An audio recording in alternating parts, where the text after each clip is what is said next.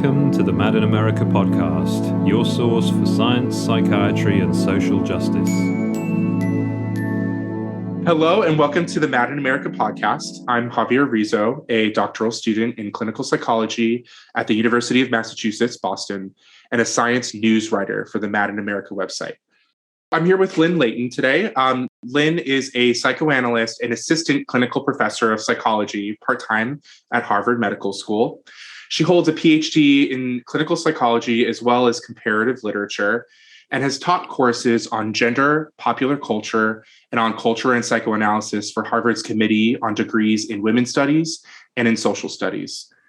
Currently, she teaches and supervises at the Massachusetts Institute for Psychoanalysis. She recently published a book called Towards a Social Psychoanalysis, Culture, Character, and Normative Unconscious Processes that's available currently. She is the author of Who's That Girl? Who's That Boy? Clinical Practice Meets Postmodern Gender Theory, and was the co-editor for Narcissism in the Text, Studies in Literature and the Psychology of Self, and Bringing the Plague Towards a Postmodern Psychoanalysis, as well as the book Psychoanalysis, Class and Politics, Encounters in a Clinical Setting. She was also the co-editor for Psychoanalysis, Culture and Society from 2004 to 2018, and is currently an associate editor of Psychoanalytic Dialogues. She is past president of Section 9, Division 39 of APA, Psychoanalysis for Social Responsibility, and the co-founder of Reflective Spaces, Material Places in Boston, a group of psychodynamic therapists committed to community mental health and social justice. She's on the organizing committee of the Grassroots Reparations Campaign, which works towards building a culture of repair. And we'll go ahead and turn it away. So thank you for coming and talking with us today, Lynne. Pleasure to be here. Great. So I was just hoping you could tell us a little bit more about your journey to psychoanalysis and specifically social psychoanalysis.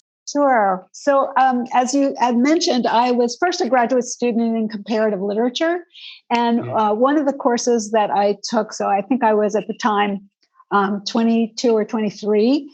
And one of the courses I was taking was an intellectual history and an intellectual history course that was taught by a man named Eisenberg. And one day he was talking about Freud as part of the intellectual history.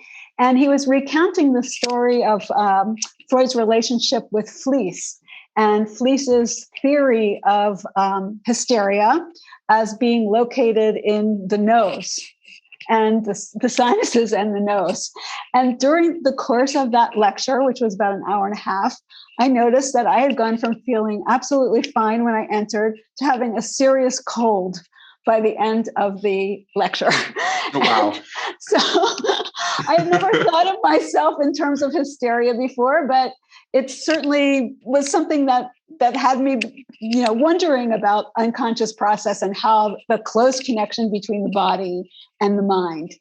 So I think that was one of the beginnings of my interest in psychoanalysis. And at the time, I remember wanting to be both a comparative literature professor and then get some training in psychoanalysis.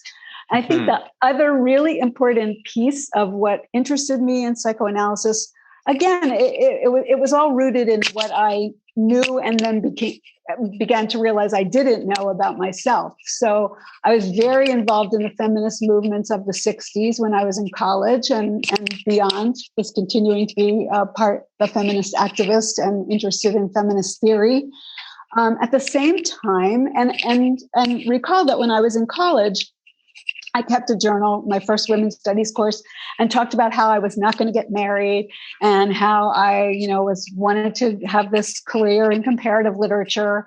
And by 22, I was married and ended up having to make several compromises, which, weren't a huge big deal, but several compromises in what I was able to do. And it was not a happy marriage.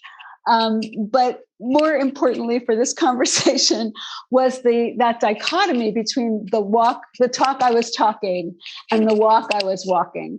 And so that too really got me wondering, what are the processes that go on unconsciously that are working against what you think consciously you want to be doing? And that's really where my interest started in psychoanalysis. And I happened to be at Washington University when I was studying comparative literature.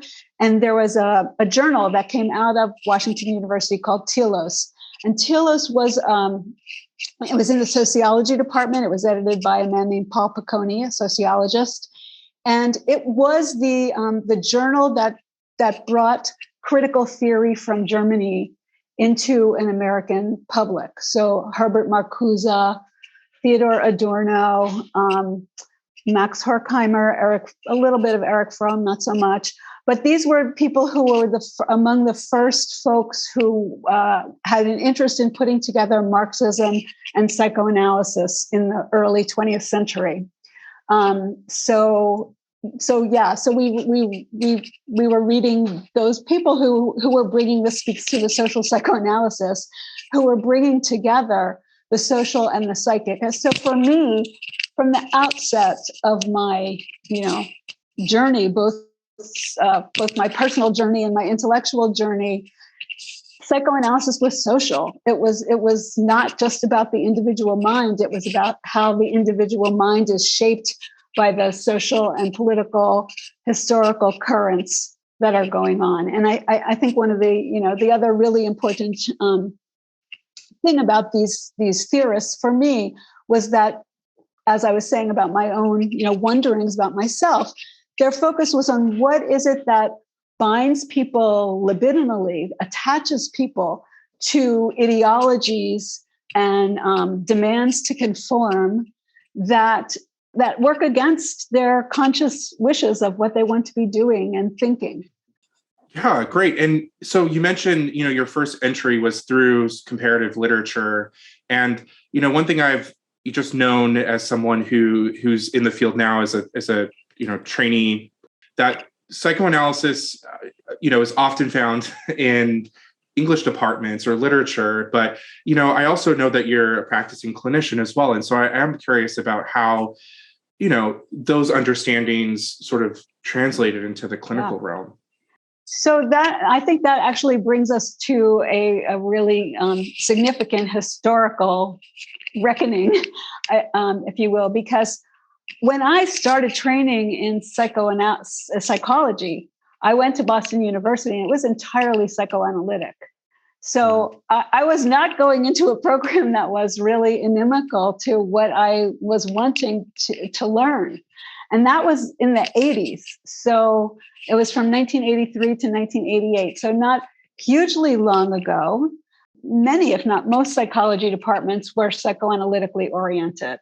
But it was really not more than 10, 12, 15 years later that the BU program, as well as every other program in the country, they got rid of, it coincided with the beginnings of managed care. Mm-hmm. And then the elevation of evidence-based science. And so the psychodynamic training, there was hardly any of it to be had on the graduate student level. You had to then go somewhere beyond to be able to get it. But why would you go? I mean, if you didn't have experiences like mine, where you suddenly started to realize that your unconscious mind was working against your conscious mind, why would you even think, after your years of training in cognitive behavioral work or whatever folks were being trained in, that there was anything else? I remember actually a story when I was teaching at this wonderful organization that had been in Boston for many, many years, the Boston Institute for Psychotherapy. It was one of the few places that offered low-cost treatment, and it was a training program as well, long-term treatment. And it dissolved a few years ago, not that long ago, and I don't know all the reasons why it dissolved, but I remember someone telling me that she had trained in a program in Ohio and not once ever heard Freud or anything about psychodynamic work, and then happened to go to a lecture where somebody started talking about it, and she got so excited about it because, again, it connected with something in her life.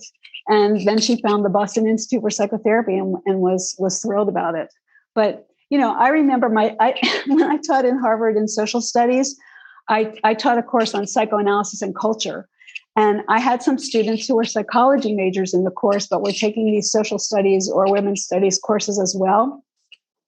And they told me that one of their professors had said that psychoanalysis was a theory that started in 1870 something and ended in 1970. So that was what was being taught in the 90s in Harvard psychology department, some course in Harvard psychology department. So, and this person said, I wanted to take one course that was about people before I graduated. So that's why I'm taking your course. So yeah, you're mentioning this, this move away in clinical psychology and in psychiatry, I guess you could say, away from psychoanalytic models towards other types of models that, fit within a managed care context. And, one thing I know about, I know you talk about neoliberalism quite a bit in a lot of your work. And so, I am also curious about your how neoliberalism fits into your development as a psychoanalyst, but also as a social psychoanalyst as well. So that neoliberalism is not a word that's really, or an ideology that's really talked about. Part of this shift away from psychodynamic and psychoanalytic thinking, it's actually well described in some of the work that Sam Binkley, who is actually a Foucault scholar and sociologist, talks about. That people are encouraged not to look back into their history. That relationality isn't as important as the development of your sovereign individual self. That you're supposed to be looking towards the future and being positive. Again, this connects with how popular the positive psychology course was at Harvard in the 90s and 2000s, and that if there's increasingly, but I mean, this is in some ways always been true in the United States, that we don't really think about people's problems as having social roots. That's a rarity in the history of the United States. But it has reached new levels in neoliberalism where really you're the problem if you're not happy. And so it puts a weight on clinicians who, or let's say they become agents in some way of the state in terms of not seeing many of the issues our patients suffer from as social problems, but rather as individual problems. And also, I mean, another piece of neoliberalism, I don't write about this very much, but a lot of people do.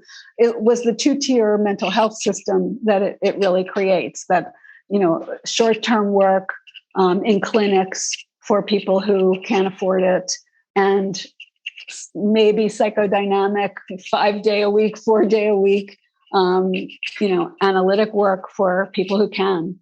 So there is definitely this large influence that neoliberalism as an ideology has had in clinical practice and in social life more generally, of course.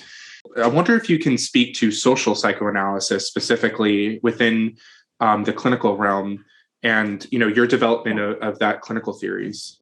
So because of that earlier training, and because of the way I, was thinking about myself from college on, I was in college during the Vietnam War. It was big beginnings of second wave feminism. There was a lot of social ferment, and we were really thinking about ourselves in social terms and not just psychological terms.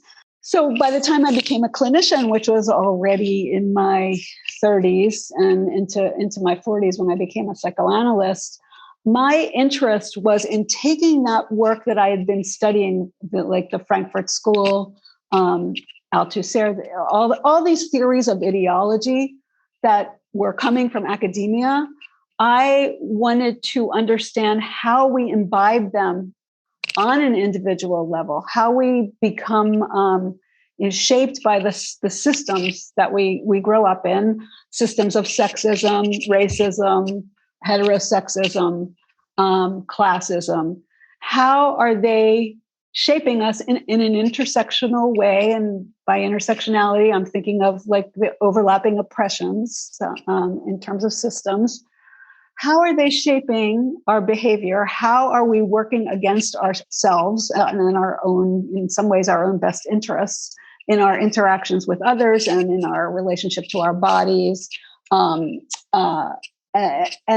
for me, that always had to be seen within power differentials and the social matrices and the power differentials that operate in those matrices. So that's what I mean by social psychoanalysis, that you're not looking at the individual as outside of any social context, which is what, when I was in training, they talked a lot about the biopsychosocial, but it really didn't mean very much. And I mean, SES class was always supposed to be something you were thinking about when but it didn't change how you talk to the patient or how you think about the relationship of their experience to other folks who are in different social positionalities.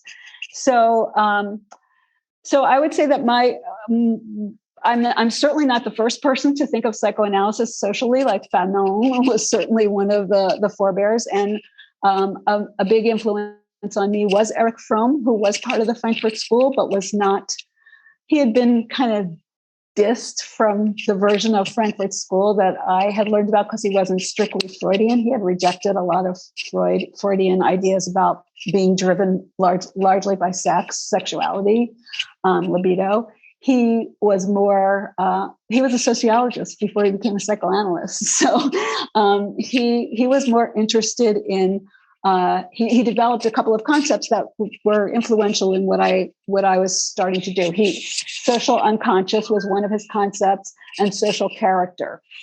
And what he was thinking about were the kinds of things that you're not allowed to think in a culture, and how that forms a particular character within a particular socioeconomic order. Now, he was not influenced by feminism, so he was seeing. He came up with this dominant character that wasn't like differentiated by gender, by race, by sex. So in the title of my book, where I talk about culture, character, and normative unconscious processes, I'm trying, because of my influences from Black feminism, intersectionality theory, critical race theory, I'm trying to understand character in a much more differentiated way, that wherever you are socially located, there's going to be some ideal way that you are encouraged to be in that location. And when you are not like that, you often will be shamed for not being like that. And it will cause psychological conflict that you may end up continuing to act out to your own detriment. And it's the operation of those forces. I've taken Erich Fromm's concept of social unconscious, I've turned into more of a process rather than a substance of an unconscious. I talk about unconscious processes that end up, whether it happens in a relationship with it, which could be with your therapist, where you collude together to uphold in some way the very sexist, racist, classist status quo that's caused damage in the first place. So, in other words, if a therapist were to in my day, when I was growing up in the 50s and early 60s, a woman was not supposed to be assertive. She was really supposed to be relational. That was her most important function, was to get married, which is what I was talking about earlier. I did that, even though, that's not supposedly consciously what I wanted to do. But you were shamed for being assertive. You were thought of as an aggressive bitch for being assertive. So it becomes conflictual. And if you were sitting with a therapist back in that day, there were many who did that, who believed that that's what women were supposed to be, relational and not assertive. That therapist might make interpretations and nods and affirmations of precisely what has caused the sexist induced pain in the first place. In other words, upholding the sexist system rather than questioning it. And what I discovered in the course of, reading a lot of clinical work, and thinking about my own clinical work is that this happens a lot more than we want to admit, particularly when we're not exclusively, but particularly when we're not thinking about people in the context of their social locations and just thinking about people. People tend to be upper middle class white males. So that norm is what gets encouraged for men, a particular way of being male. And then there's a particular way of being female or white female or black female or white working class female that also can be encouraged to the detriment of the person that you're working with. So that's what I feel like I took the work that had been applied to culture outside by the Frankfurt School, by other Althusser, by Gramsci, and try to bring it into what happens in clinical work that brings about a status quo, what Erich Fromm called the pathology of normalcy, rather than contests the pathology of normalcy, or even is aware that it's pathological. I wanted to talk to you about, because it seems like you're touching on this concept that seems to run through a lot of your most recent work, the normative unconscious processes, for that matter. And I was just wondering if you could speak to, I mean, you've already seems like talked about that construct a little bit, but maybe how that's, in your opinion, how has that been received by the analytic community? And I don't know if you can speak to just, psychiatry and psychology more generally. That's a great question. I think outside of the psychodynamic, psychoanalytic world, it's not received at all. And even within a world, it's so interesting the way this is another normative process, the way things are set up in terms of disciplines and how, this discipline is separate from that discipline, sociology from psychology, et cetera. I've come across work on neoliberalism by psychologists who aren't clinicians, but are in development or personality that are so similar to what I work on. And when I've read interviews, there's a book coming out of interviews with some of those folks. And I was endorsing the book, so I was reading the interviews, and they were all talking about how marginal they felt in their worlds, in their psychology worlds. And it made me so sad because we don't even know each other.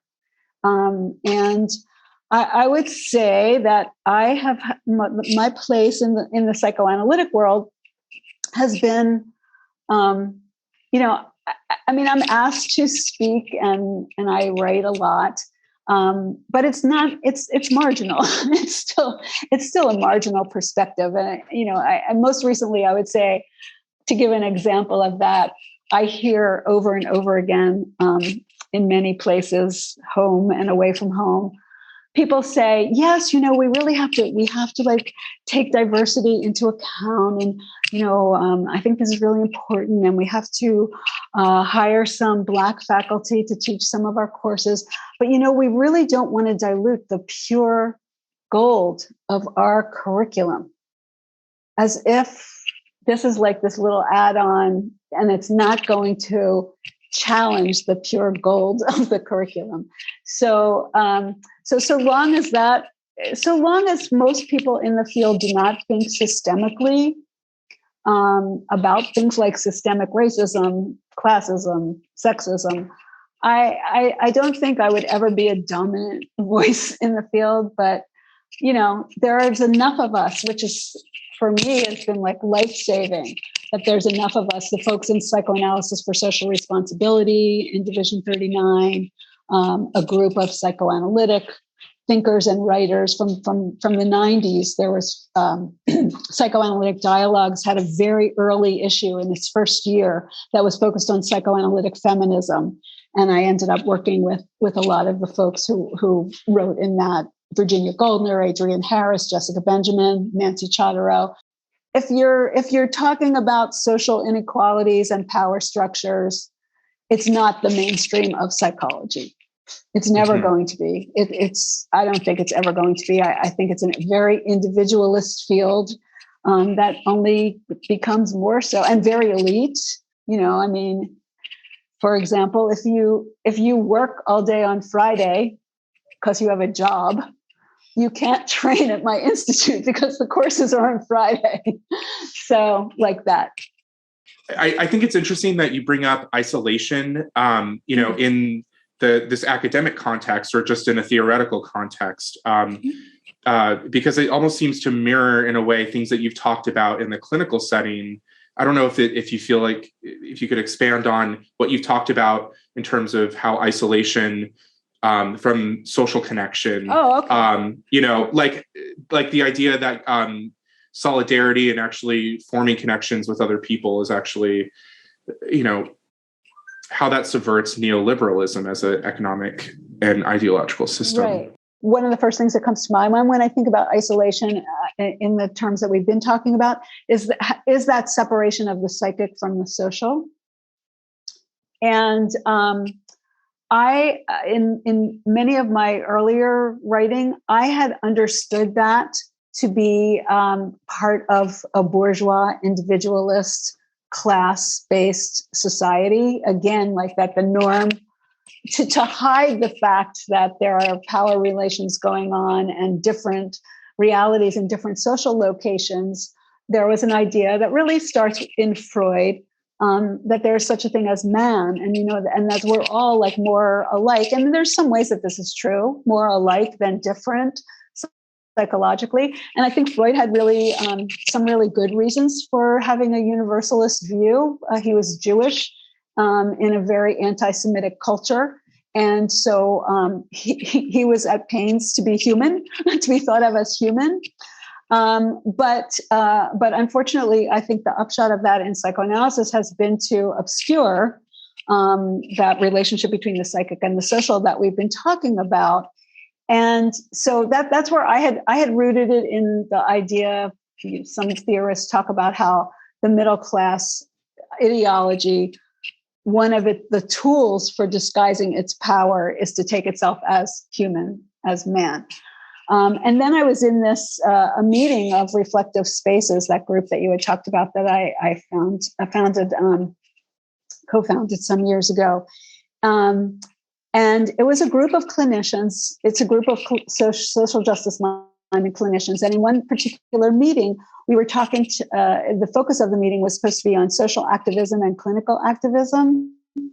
And we go around the room at the beginning and we try not to introduce ourselves by our status. I work at Harvard, blah, blah, blah. But by like, why are we here? And so the why are we here question was, how do you connect your social activism and your clinical activism? And what happened in that meeting is that it's predominantly white folks are in that group. Almost all the white folks said, I don't know how they connect. And that's kind of why I'm here. And the people of color were just like, shocked, floored. How could you not see the connection between your social location and what you do in the clinic? And I think it was really only then that I realized that separation of the psychic and the social is a product of racism as well as of as classism. So that's the first thing I think of when you use the word isolation, how those two have gotten isolated. But I think you are probably also talking about another feature of neoliberalism, the downplaying of interdependence and solidarity, again, what comes to my mind first when I say the word solidarity is class solidarity. So the busting up of unions, is the non-clinical, one of the non-clinical versions of just these broader, destroying of relational bonds.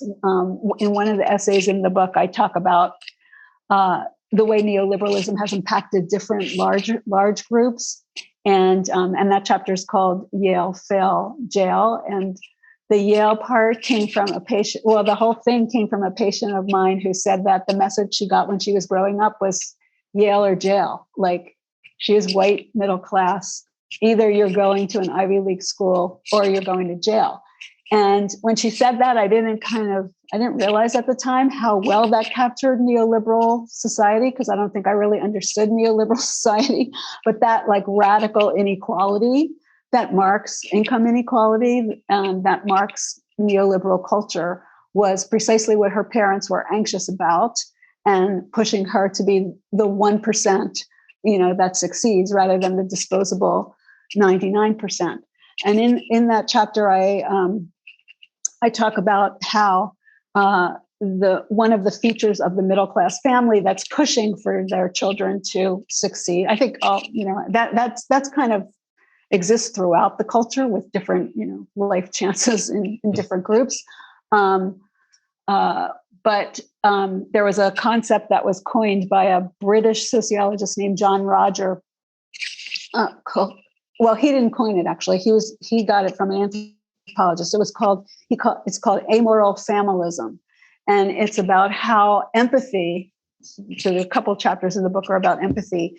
How empathy gets redefined. And this is another piece of the book. Like you don't want to look at things like empathy as something that's the same throughout history. You always want to historicize these terms. How is it operating now? What kind of cultural work is it doing now? So empathy, he was arguing, has come to be redefined as something that's on offer in the middle and upper middle class, on offer to your family and those who are your intimates of your family. And maybe you have some, sad feelings, empathic feelings towards distant sufferers, in Afghanistan, but you're never looking at your complicity, and that's what I'm thinking of in terms of isolation, the interrelationships, and the way we're involved in each other's suffering and joys it's part of the denial of the systemic that I was talking about earlier. So you're mentioning, empathy, right, as even working on a social level, but on a clinical level. And, for clinicians in training or other just clinicians out there, I wonder if you might talk about, how social psychoanalysis and the normative unconscious processes, play out in terms of how therapists can respond to them. So there are many schools of psychoanalysis, as you know, and the school that I'm most closely tied to, although if I find things that are useful in other schools, I draw liberally from them, but the school that I'm most closely aligned with is the relational psychoanalytic school that kind of started in the US around the early 80s. Stephen Mitchell is one of the founders, and then some of the people who work in it are Jessica Benjamin and so all the feminists that I had mentioned earlier. And people, that's where a lot of articles work on race and gender and sexuality in that school were being written about. And I think partly where I got onto the idea of normative unconscious processes was because a tenet of that school is that in any therapy, there are two unconsciouses in the room, not just one. A long time ago, a Kleinian said there's not one sick and one healthy person in a room. There's kind of two sick people in the room. If you think that this culture makes you sick, then yes, there are two sick people in the room. So because of that, and if you don't really look at your own history, your own social locations, understand that in the context of these larger systems of racism, sexism, and heterosexism, you may very well be likely to reproduce it. So I really value the relational school's perspective on unconscious process, and they're not the only school to talk about enactment. Kleinian schools talk about enactment too, but they don't really emphasize the role, although maybe more so recently, the role the therapist plays in the enactment. Whereas the relational school, actually I have a quote here that I just love. Very early on, so Eric Fromm was an interpersonal psychoanalyst, and he was involved in the William Alanson White Institute. And one of my favorites people from that institute is Edgar Levinson, who's still alive. He's probably in his 90s. And in his book called The Fallacy of Understanding, which was 1972, he said, as psychotherapist, I cannot be sure that what I have said is heard as I said it. I cannot be sure that the perception of the patient, if different from mine, is any less appropriate. And I cannot be sure that I did not say what he thinks I said rather than what I think I said. So that's sort of the heart of normative unconscious processes. When either you or your patient can catch an enactment that's going on where you're involved in, as I said earlier, reproducing the systems that you should be trying to resist.